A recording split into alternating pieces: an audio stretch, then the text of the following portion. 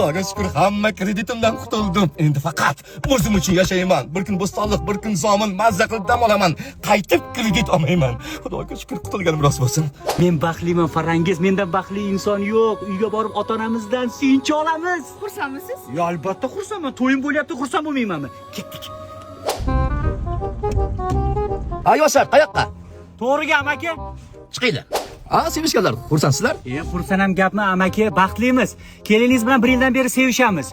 Shu to'yga pul yo'q edi. Shu masala bugun hal bo'ldi amaki. Baxtli bo'linglar, men ham xursand bo'ldim. Qiyomatli do'stim nomiga kredit olib berdi. Shunaqangi qiyomatli do'stlar ko'payaversin. Hozir unaqa do'stlar kamayib ketishgan. Ertagidan mahkam ushla. Otasiga malades, mujik bo'l ekan. Baraka topsin. Sunnat do'stim, baraka topsin. Sunnat? Ha, sunnat.